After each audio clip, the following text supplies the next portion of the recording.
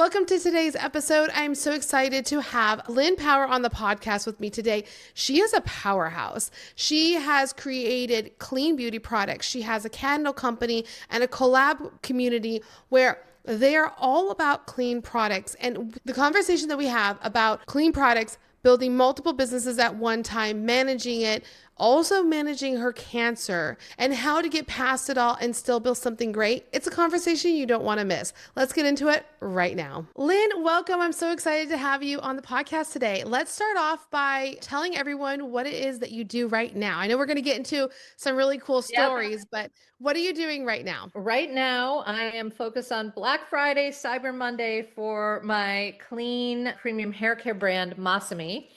As anyone who's an entrepreneur with a product business, this is the time of the year that is both amazing and stressful. I also have a clean luxury bee-powered home fragrance company called Ilda Nature. And then, of course, there's the Power Beauty Collab. We just finished up a Shop Small Together campaign, and we're going to be working towards launching another one early in the next year. Tell us a little bit about some of the planning that's gone into Black Friday, because I don't have a product anymore, but I built a product about 16 years ago. I unfortunately was too green in products, and I built it. I got it certified. I had it shipped from China. I had 3,000 units and I sold 2.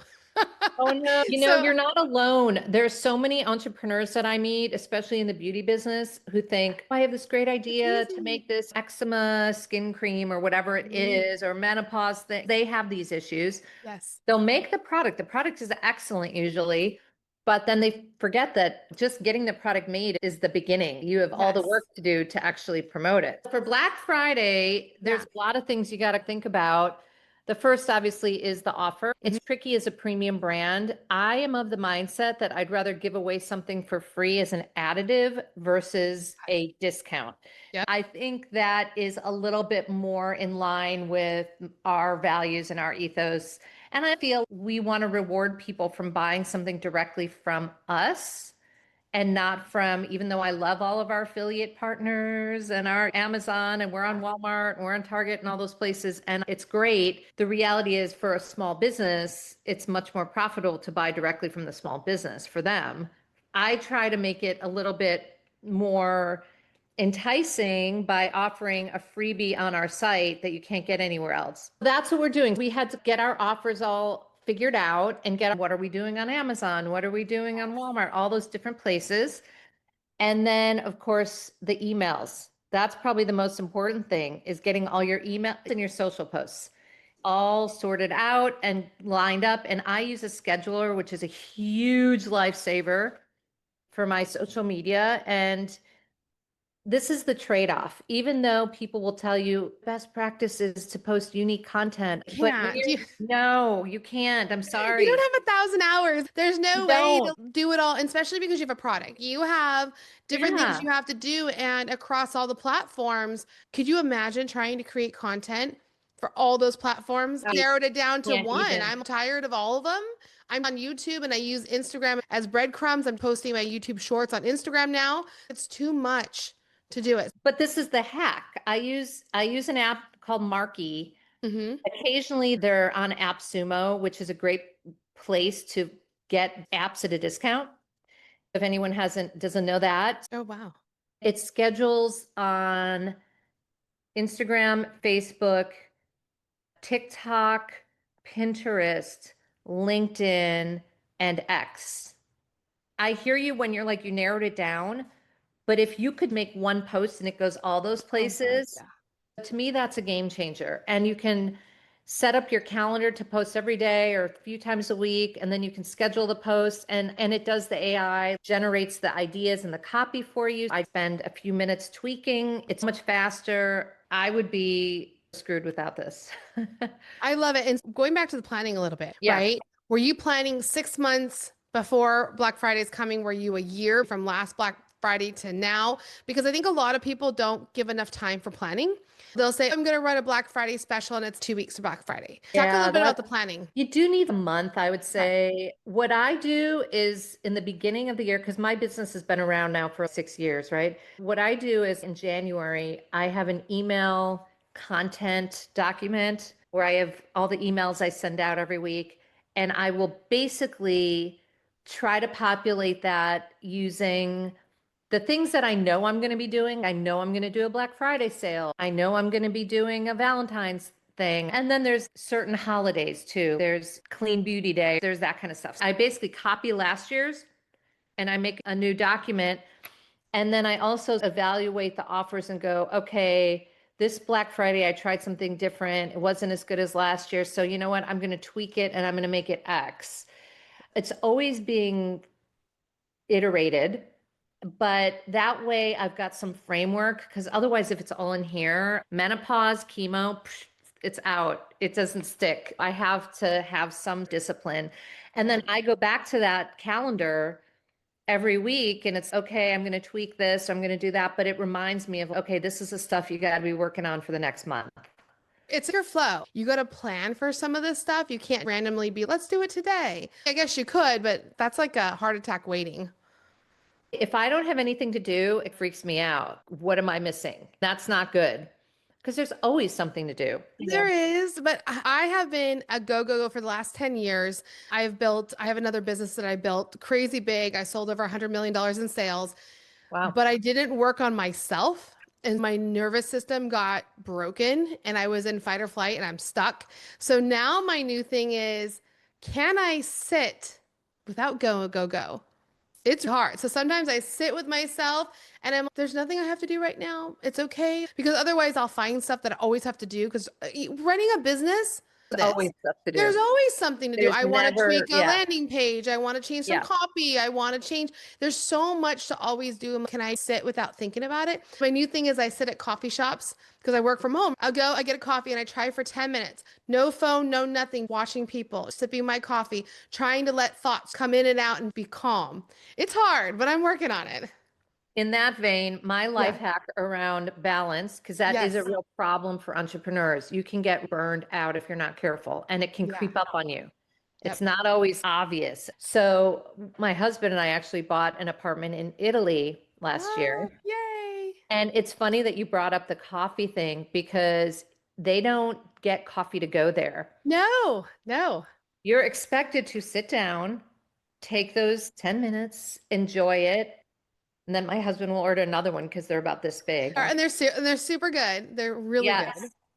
It is really important. And I think I've figured out blending my life and my business is worked for me. It doesn't work for everybody, but that way, because I mean, yes, I have physical products, but I don't have to physically be anywhere specific myself.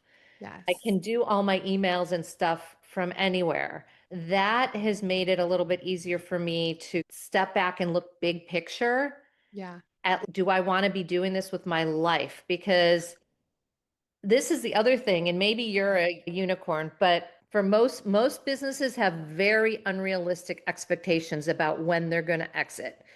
They are, I'm going to grow it for a couple of years, 3-4 years, grow it to 100 million. And then I'm 6 years in and I'm still chipping away. And it's probably going to take me another 6 years to get it to even be the size where somebody wants to have those conversations. And I'm in my little group of founders, I'm one of the bigger, more successful founders.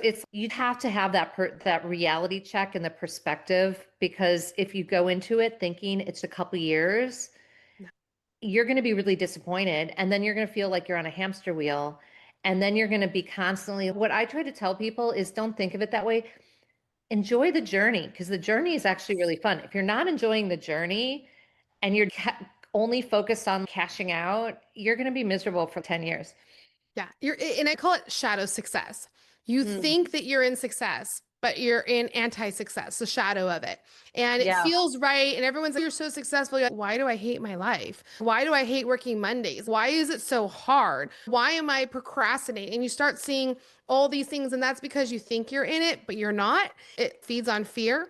So you get fear of, if I stop, I'm not going to have money. If I do this, I won't have that. I have to keep going. I have to keep pushing. So we add more and more and more. And then we're never happy. And then it can come crumbling down, or some people, their health suffers and other things happen. But I'll tell you, I learned a long time ago that exit strategies are exit strategies. So I'm an advisor for tech startups. I've done a couple tech startups on my own. And what I learned is that you have to build something you love with a vision that somebody can take it over if you Yeah. want. But there is no, for you, for a product, you could sell it. That is very sellable, right? You could Yeah. sell that as the business. But for coaching or consulting and other stuff, for me, I'm building, which we're going to get to, which is communities, but I'm building my house of Mhm. Cortesa, which is a private society for women. And the way I envision it is that whenever I'm ready and I feel that pull to step away and do something else or whatever, I can easily have somebody come in and do what I'm doing and keep it running at all times. Right. And I think that's where a lot of people don't plan that vision. They think I'm going to sell it for a lot of money and leave. But is that what you want to do? Right. It's your baby. Well, and a lot of times the sale is contingent on the founder staying for a Yes. year, 2 years, 5 years, whatever. So, yeah, I don't think founders that I know are very savvy or educated. And it's not super easy unless you have friends that have done it. Yeah. You don't know what it takes or what's involved, and you don't know the grind. I have one founder who launched her business a few months ago, and she's like shocked that she hasn't gotten many sales. And it's like, what have you done? And she thought, well, I put it out there. I've got my website. You can't be naive about it. You have to think of the long game, and you have to also pace yourself. And not everything has to happen tomorrow. You can take time. I've had to learn that because in the beginning, and part of it is the narrative that we're told by VCs. Yes. Yes. You got to 10x your business. Otherwise, it's Hurry like, up. and I think that's unhealthy because then you feel like you're behind and everyone else is ahead of you. And then you're like, oh my God. And you feel this pressure. So what helped me, not that this is the answer for anyone, is cancer. I know, I know. but but it was a year into my business and it helped me reprioritize because you start to have those internal conversations with yourself around, wait, do I want to be doing this? And do I want to What's do it it at the worth? pace I'm doing it? But not that I want anyone to go through that. I was horrible at meditating. I'm not good at that at all. I have difficulty clearing my brain, but it is a practice that you could do to achieve that same result, I think. When my system broke. When I mean it broke, it broke. I was having heart palpitations. Oh, My cardiologist thought that I had a hole in my heart, so he was testing that. He was like, "I'm 90% sure you have a hole in your heart because that would be the symptoms for everything. That's all your problems." And he tested me and he's like, "You don't have a hole." He was upset. He's like, "There's no hole." And I'm like, "That's a good thing. Why do you look so upset about yeah. it?" But I was having heart palpitations. I still have bad inflammation in my body. My Mm. body aches all the time. I feel like I'm 90 years old. I struggle with activity levels and having energy to do things. I get anxiety sometimes in groups of people. And it's because my whole nervous system, my whole body is shot. I have learned to meditate. I never could sit for meditation, but now I absolutely love it. I had to take this really big exam. I had 3 days to study for it, and I was like, I messed that one up. I was like, I know this information. I'm going to sit. And before the exam, I meditated for an hour. I got on, I took the 4 hour exam. I was like, I think I botched it, and I passed it. Okay. Calming the system and the Yeah. brain so that it had clarity and focus. It's hard for people to do it, but I got to the point where I was afraid I was going to have cancer and I was afraid I was going to get all this other stuff if I don't start doing the things I have to do now and I make it a priority. Do I meditate every single day? I wish, but I don't always get the chance. Sometimes I'm too tired. I have 4 little kids. By the time I'm done with the day, they come home. I'm running around with all that stuff. But I try to get outside for light every day. I try to ground every day. I absolutely pay gratitude every day because that's changed my life too. To be grateful for everything I have and who I am, not stressing because in business as an entrepreneur, I know you know this. We have this internal drive. My husband's like, "You built one business so effortlessly. Why are you doing another one? What's why?" And I'm like, "Because I'm driven to do it. I want to do it." And he's like, "That's crazy." But that drive, if we don't calm it sometimes, it will eat us. I think we're wired in a very similar way because when I left the advertising industry after almost 30 years, and I had gotten to the point where I was the CEO of a very large agency, people were like, "You're done, right?" It's like, no, then I had to go launch. Then I didn't just launch Masami, I launched the candle business, and then I launched the Power Beauty Collect. There was a point where I had to tell myself enough. But it's hard because I'm somebody who, if there's a good idea, it's hard not to make the good idea happen. because I thought, but that would be so amazing. And then it wouldn't be that. But it's the sustaining of all of it that's tough. When I went through my cancer, I parked my candle business on the side Okay. because I would have these long 6-hour chemo sessions and there's no Wi-Fi in the hospital. So I would be left to my own thoughts thinking about how am I going to figure all this out, keep myself going, keep my business going. And I decided that business, as much as I love it, first of all, beeswax doesn't ever go bad, right? Right. It's Yeah, there and it's it'll fine. sit there and wait until I'm ready. And that was my decision. And that was a good decision because it took the pressure off. And now I'm starting to bring that business back, but in a very easy way. And it's not stressful Yeah. because the business wasn't nothing. It's not, I've got expectations that I had launched the business a few months before my diagnosis. So it was fine. But I think those tough conversations with yourself are important to get your focus, get your priorities, get your clarity. Life is short, and we all know that. And you don't want to wait until you can't do something and the decision is made for you. No, no. And it's one of those things. Tell us, are you managing right now? You have the three different businesses, right? Yeah. Okay. How are you managing them all right now? The nice thing is my hair care brand and the candle business are very simpatico. They're both premium, they're both clean, similar customer base. So the candle business just drafts off of my larger business. So if I do something with Masami, I'll usually just bring the other one along. That works. Now, I don't do as much bespoke, interesting stuff on that business, on the candle business because of that, but it's a trade-off. It keeps me sane. The Power Beauty collab I launched in 2022 as I was just finishing my treatment. And it was actually called the Conscious Beauty Collective back then, but we had to change the name because Ulta sent me a cease and desist. There's that. I don't care. That's But funny. they have nothing else to worry about other than small businesses. Mine. We changed the name last year and we changed the model because what we were doing was we were doing our own stores. If you remember back to 2022, it was when stores and malls were opening up again after COVID and there was a lot of excess real estate. So I was able to get pop-up spaces pretty easily. Okay. And we were doing our own stores. The problem with that was there's one of me. I got my daughter and her boyfriend, but we couldn't Yeah. scale it. Stop doing those. And now what we do is infinitely scalable, but it's still a massive amount of work. We do what I call pop-ins, where we create curated shelves of 8 to 12 clean beauty products in other people's stores. They could be a Oh, clean that's cool. beauty. Yeah, it could be a clean beauty boutique. It could be a med spa. It could be a salon. We have a vitamin infusion center. We have all different kinds. And that has been great because it gives a mutually beneficial proposition because the retailer benefits by offering new things for their customer base. We promote it, so we help them with the traffic. And then, of course, we get shelf space and we get retail presence and we get new customers. So I did it to help my brand. So I'm not doing it to become a retailer.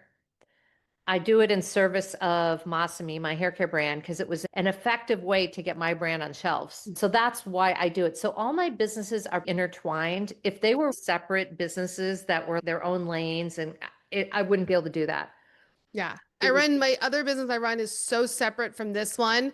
I tell my husband because he's like, that one makes you so much money. In a couple months, I can make 120,000. And he's, why are you not pushing harder on that one? I'm like, but I like this one more. This one's more fun. It's almost like a gas pedal. I could only do so much in one at a time. I have to draw focus from one to work on the other and keep pulling back and forth. So it is a little bit of a challenge. So I can see that, but I love your pop-in ideas and having the shelf space and stuff because that's a creative way on getting more visibility as well. Having people try your products because a lot of times when I go online to buy something, I bought this cream. I have problems with magnesium. I need more magnesium. So my doctor was like, it's a cream that you rub on. It has magnesium, but it helps with leg cramps. It'll help you at night. I'm like, okay, but it's a small little retailer.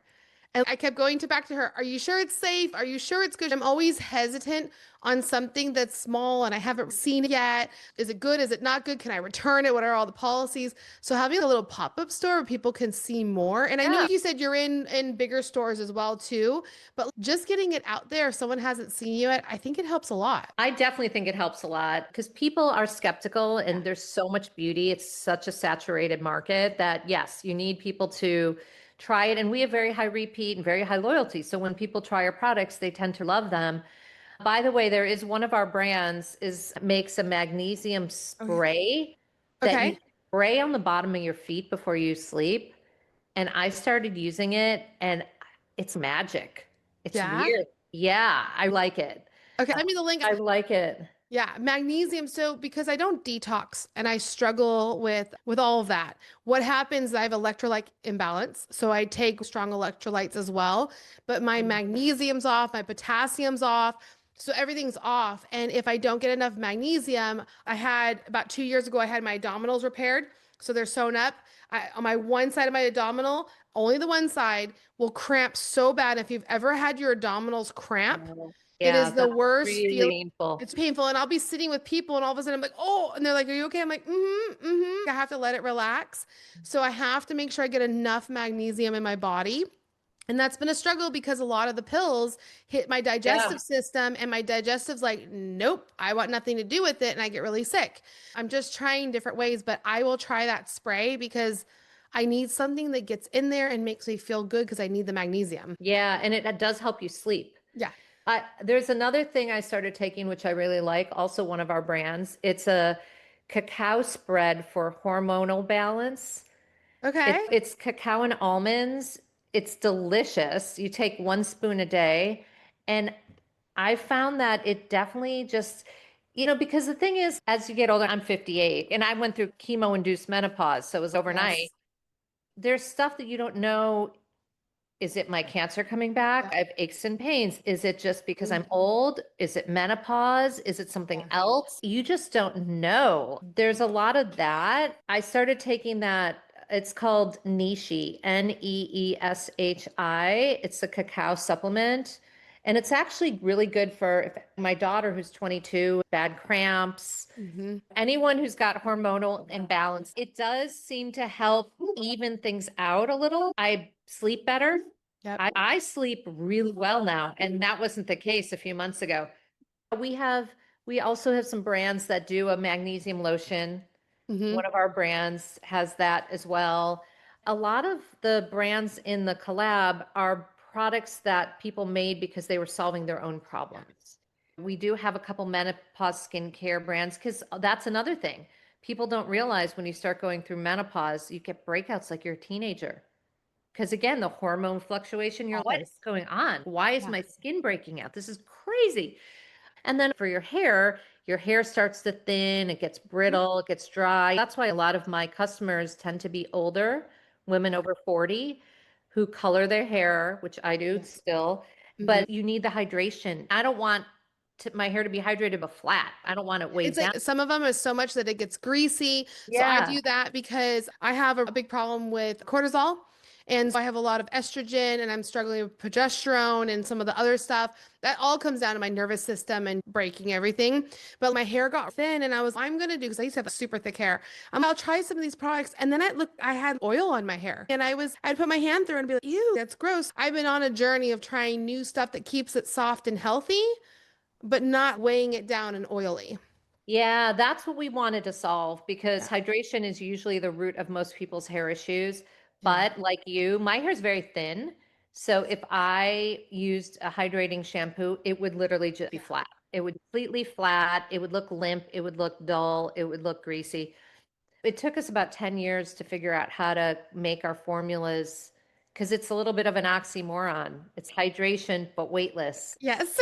It was hard to do. We have a Japanese ocean botanical, which is our little secret sauce that is our way of doing it. But it's tricky. So it's not, and that's the other tricky thing is the big brands that are out there use sulfates, parabens, Yep. phthalates.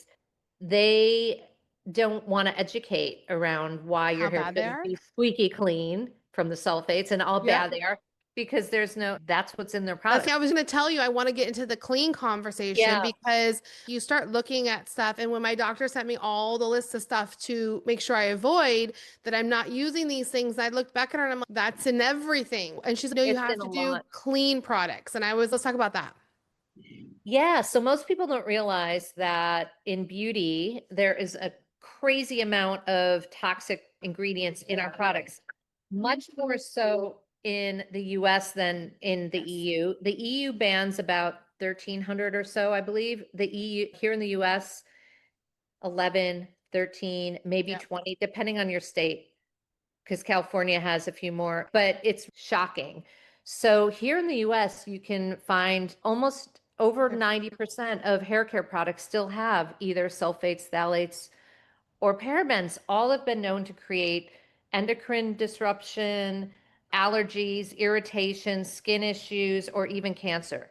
Yeah. And here these products are being sold. And then, things like formaldehyde in mascara. It's crazy. Most people would go, if you said to them, would you want to put formaldehyde in your beauty products?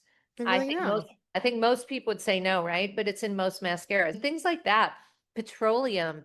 Would you want to be eating that?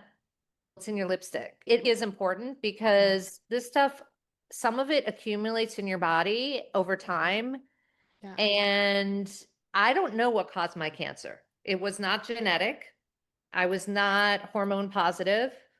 So Mhm. who knows? And a Cancer's lot, on and cancer's on the rise now. It's colon cancer, it's skin cancer, it's breast cancer. Not just older people now getting it. There's 20-year-olds, 30-year-olds that are getting yeah, sick and having a lot of problems. And our skin is our biggest barrier. it's our biggest organ. It's our biggest organ and it absorbs everything. And you're slapping on all this stuff that has all these chemicals. Our hair, we're putting everything in our scalp. Super absorbent too. That's the thing too. People would say to me, "Oh, but the shampoo washes off." I'm like, "You're scrubbing it into your scalp. It's Yeah. one of the most absorbent parts of your body." So it's getting in there. People don't understand all that's in your body, and our liver can only detox so much. What happens is I've been on this big journey because my weight keeps going up. I keep struggling with my weight, it goes down and then it comes up. What I've learned is that your liver, if it has too much load of toxins, it says, you know what? I can't handle this because I handle all of it. It's too much.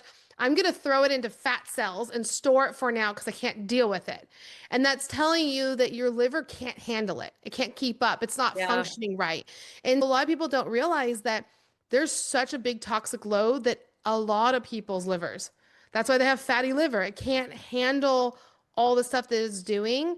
And that's what affects us as people. It gives us brain fog. It affects Mm. our nervous system for a lot of people to cancer, other stuff. They don't realize what you're putting in your body, all the to-go containers that you eat out of, all the Oh, plastic don't even get me bottles. started on that. I'm a Gen Xer. I grew up as a latchkey kid, meaning we had a lot of TV dinners because my Yes. parents worked. And I remember back, and I had two brothers. Thinking back, we would make ourselves those Hungry Man in Mhm. the plastic that you would put in the oven. The plastic was melting and heating, and Yep. then you'd be eating the little corn and the little pudding and the little things. I don't really know why the 20-year-olds are getting cancer because they're not doing that. I mean, we did some awful stuff. And overall, things seem to be, the products are cleaner, not clean all necessarily, but I'm talking about versus when I grew up. I do wonder, is it pesticides? Is it microplastics? Is it other stuff that? I think it's pesticides. I have some good friends and they grew up in Hollister, California, or they didn't grow up there, but they lived there when they were younger. And Mm, out there is all the farming area and they spray all those pesticides. And now they're in their mm. 70s and they've had cancer a couple times. They have Parkinson's. They have so many autoimmune Yeah. problems and other things. And they think it was because they live next to the field and they're spraying it. One, it gets in the air and you breathe it. And then two, it gets in the water and you're drinking it, right? And then Yeah. a microplastic. Here's my theory. And you might know this too. As women, let's see if I can say this the right way. Our genetics, our mitochondria hold information from our parents. They Yeah. hold things from them and it's passed down 7 layers back. I can go back 7 layers to my grandmother's and whatever traumas and conditions and problems they had, it amplifies over time.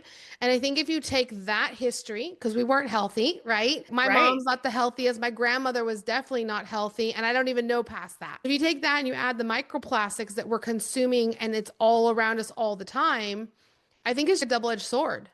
I think our Yeah. bodies are, I can't deal with these things. And then look at the life that we live, not as entrepreneurs, but it's a life of go, go, go. You got to do 1,000 things. I moved to the South from California. And I thought California was go. They're not bad here. They're a little more chill, but when it comes to sports, it's your kids have to be in this sport and that sport, and it's super. And I'm running around to all these activities going, this is crazy. No, that doesn't help us. You're 100% right about that. I thought there was a backlash against so many sports. My kids grew up in New York City, so they didn't have that problem because there aren't a lot of sports at the schools because there's no space. They avoided that, but there are other things. Then they're dealing with the pollution, and they were riding subways when they were 10 and all that stuff. It's hard to know what to do. But I always say focus on the things you can control. All that stuff out there you can't, but what you can control is what you're putting in and on your body. Most Yeah. people are pretty aware of food choices. They know better. If they're going to make a bad choice, they're going to make a bad choice. But a lot of people still don't understand beauty. And that's where Yes. we do try to educate and say, look, at least avoid sulfates, parabens, phthalates. Those are known baddies. There's no reason to have those in your products. That's a good start. And then when you get deeper into it and you start to look at like, okay, there are dyes in our cosmetics and then the formaldehyde, you can start to eliminate more and more things. For the brands that are in the Power Beauty Collab, we adhere to the EU standards. They ban 1,300 ingredients. That's pretty good. As long as we adhere to that, it's not like you have to be a scientist or a chemist yourself. You have to kind of go like, I just want to pick things that are not going to do any damage. And nowadays you can use chat. I need a clean product because sometimes I want a skin lotion that also helps with wrinkles and also brightens. But sometimes I'll even ask it, what are different things that should not be in a product? What's Right. unhealthy? Because there's things I don't even know about. Well, that's the tricky part is there's a lot of different names for things. And when you get into parabens and phthalates, it's not listed on the Yeah. label as parabens. These things can, show up in different ways. Even sulfates can be SLS. And there are some apps now, Yuka, Think Dirty, where you can put in a product and it'll give you a rundown. The challenge I have is my product, we have a Japanese ocean botanical that has been used in Japan for centuries, but it's not a well-known ingredient. So if they don't know what it is or how to rate it, they don't always give accurate information. So that's a little tricky, but still for a lot of mainstream, even if you want to assess the products that are currently in your medicine cabinet, just see how bad they are, you'll be shocked. They're going to be products that show up red. Red is the bad. At least you know those got to go. That's awesome. Let's get into the talk of you have your community as well. Yeah. Let's talk about that a little bit. Tell us more. I started this, as I mentioned, when I was finishing my cancer treatment as a way to help my own brand grow. I had done a lot of brand partnerships during COVID out of pragmatism. We launched right before COVID. So there have been many sort of aha moments of now what? But the brand partnerships have been fantastic. I wanted to double down on those and not do 2 or 3 at a time, but see if I could do 40 or 50. That's why I launched Collab. We now have about 65 brands. We do these pop-ins, as I mentioned, but we also do a lot of co-marketing. We did a Shop Small campaign where we had about 50 brands participating. We're going to do another one of those in a couple months. We do influencer programs. We have a digital magazine. We do promotions, giveaways, all sorts of things, sampling in each other's shipments, all sorts of things. It helps. And if you can find like-minded founders and brands to do that with, it's going to be one of the most cost-effective and rewarding ways to grow, I think. No, I agree with you. Let me ask you, how did you find the people? Because that's the big question, Yeah, right? there were a few clean beauty brands that I knew in New York City, which is where I was living at the time. I'm now in California. So I had started doing partnerships with them during COVID. And then when I decided to launch this, I reached out to them and said, hey, would you be interested? And they were absolutely. And then it was all word of mouth. They knew people, then those people knew people, then those people, so like that's been the nice part is the community has grown organically by word of mouth. And even people ask me, how do you find the stores that you're in that you partner with? Again, almost all word of Yes. mouth. Like I didn't plan to, we have 3 locations in Miami, but it's one of the founders, I think they'd be a good fit. And that's how it works.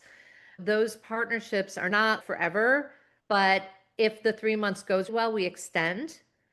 And 75% we end up extending, and 25% we end up saying thanks, but not It gonna didn't work. continue. Is it a paid thing? There's many different structures. And when I hear it, sometimes I'm thinking in my brain, is it a group of people that you're marketing together? Or is it a group run by you? You do the marketing, you do a lot of it, and they're paying to be part of it.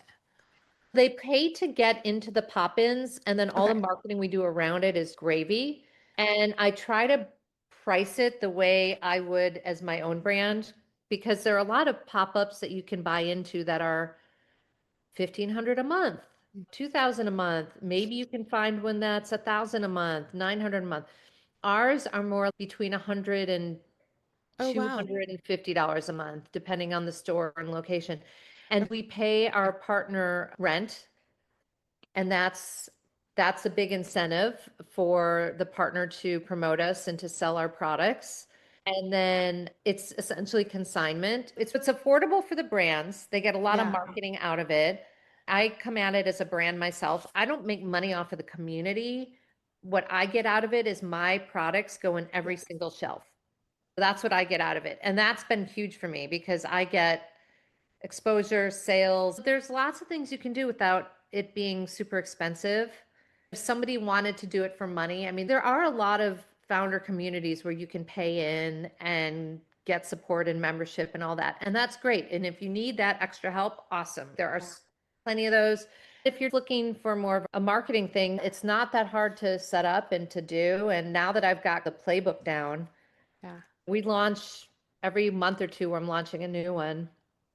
I It think works it's pretty well. And I think it's awesome because you're not looking at a product, let's put it in a store. And I think this is what happens when I built my product. If I were to do it all over again, I already had talked to a few stores who said they would carry it, but I didn't do the marketing. I didn't have the audience. I had people saying, a small collection of people saying, it would be cool. We would love that. But I didn't have anything else. So if I was to do this again and create a product, I would create something small if I had to do investors or to show stores or whatever. But I would get all the buy-ins first, where we'll order 10, oh, we'll do 20, oh, we'll do whatever, and then I'd make it all. That's what I would probably do this next time if I ever do a product, because it was a lot of money, a lot of time. I was anal on the boxing, the wording, all that stuff, and I ended up shredding all of it because I Yeah, was nobody same bought here. it. That's the thing too, getting your product selection right, your Yeah. price point right, like all that stuff matters. And for us, we try to be as sustainable as possible. I do have some plastic bottles, but I also have large ceramic refillable bottles, but we don't have exterior packaging. And that can be an issue for some retailers who want to have the secondary packaging. Some retailers want an expiration date on your product. And I'm like, but the FDA doesn't Doesn't make require that. Like, why am I going to stick it on there for you when it's not Yeah. something that I need to do for the government? And my products don't expire. And that's hard for people to navigate too, because they're different. All the retailers have their own systems, their own requirements, their own things. Obviously, for small brands, it's tough. If you're a big brand and you can afford to customize everything, Yeah. Well, good on you. I was talking to somebody who got their stuff into Walmart and they were excited because they got into Walmart. And I'm, how is it going? They're like, we're in Walmart. Walmart makes you give it at such a low price because it's a volume thing. They want the lowest price. You have to meet Yeah. their standards. You have to follow their rules. You have to do the package, everything that they want, but you're in Walmart. Is it having that volume and being in a big store like that worth it? Or is it better to do what you're doing where you can name your price, you can create it the way you want, you have more control? And I think it just depends on the founder and what they want. You lose a lot of your control of what you want to do. Instead, I like what you're doing where you're still getting visibility, you're still out there. And I know if you wanted to grow bigger or do more, you could create so many different ways of doing it because you have that insight where you're like, I could do more podcasts. I could do a really cool in-person event where all these women come and it's all about product day or whatever. There's so much opportunity of things you can do.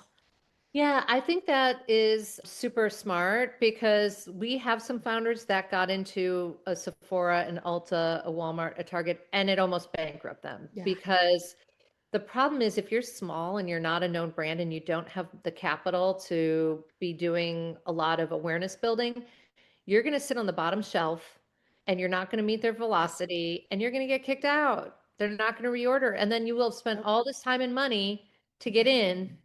And so a lot of brands have that as their end goal. And I'm like, that's not a very good end goal. That is Yeah. just a means to the end, but it shouldn't be your goal because, yeah, unless, again, you're big enough where you don't really need them. It's like that question of, well, what is it that you want to do? And I love it how you were like, I'm the luxury brand and I don't want to discount. I want to give something away for free because we're not discount. And that's how I live my life too. It's like, I'm a luxury brand. What I do is very luxury, high end, high touch point. I rather have just a few hundred people and make a lot of money because what I do is that good than Yeah, having hundreds of thousands of people who have to touch it to make a buck. To me, right. why put all the effort in, all that stuff you have to do, where it's I can enjoy it more on this side, make more money, and be with people at a different level. And that's the way I run my life. I love that. No, that's a very smart philosophy. As we're wrapping up the podcast, I'm going to put all the links below as well. How can people find you? I'm easy to find. You can find me on LinkedIn if you want to shoot me a note. That's great. Masami is lovemasami.com, LOVEMASAMI.com. Power Beauty Collab, just as it sounds, powerbeautycollab.com. And then social, Love Masami Hair everywhere, Power Beauty Collab everywhere. And Ilda Nature is ISLEDENATURE, Nature. That's the candle business. It's ildanature.com and Ilda Nature is our social handle everywhere. Any and all, it's all fair game. I love it. I love it. Thank you so much for coming on today. I loved our Thank you. conversation. You are a powerhouse and I love Thank it. you. All that you've achieved and done, it's been amazing. Thank you again for sharing it with all of my listeners. Thank you so much for having me. It was fun.